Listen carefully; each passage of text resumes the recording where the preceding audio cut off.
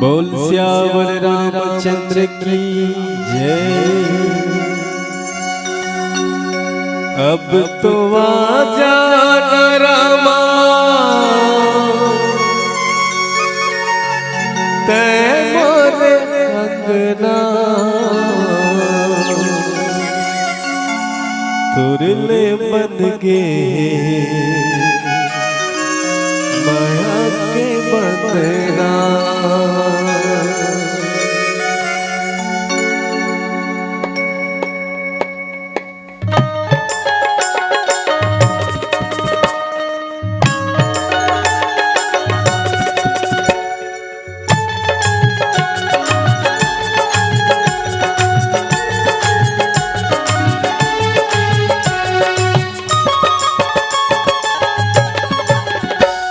तो आजा ना रामा तै मोरे अंगना, अब तो आजा ना रामा तै मोरे अंगना, तुरले बंध के मोरे भक्ति के बंधना, तुरले बंध के मोरे भक्ति के बंधना।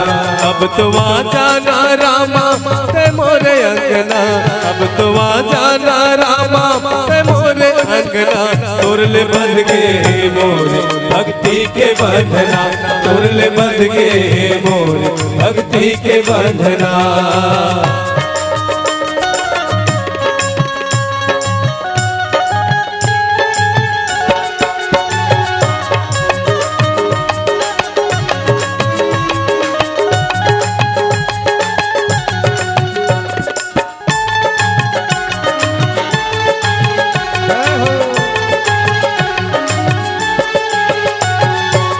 मोरे गरीब के छोटे से कुरिया राम, छोटे से कुरिया राम, मोरे गरीब के छोटे से कुरिया राम, छोटे से कुरिया राम। मोला दरस से दिखा दे मोरे आस पूरा दे, मोला दरस से दिखा दे मोरे आस पूरा दे।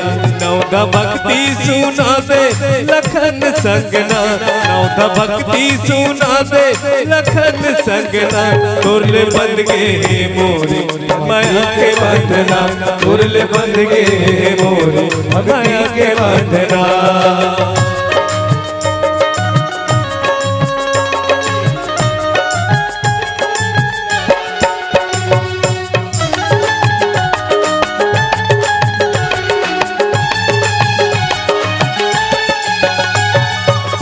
जिंदगी पहा के देखत रसता तो देखत रसता ना, जिंदगी पहा के देखत रसता तो देखत रसता ना। का भोग लगावा मैं पीर कहूँ ना, का भोग लगावा मैं बोइर कहवा। तै तो आजा ना रामा मोरे के अंगना, तै तो आजा ना रामा मोरे के अंगना, तुरले बंध के मोरे भक्ति के बंधना, तुरले बंध के मोरे भक्ति के बंधना।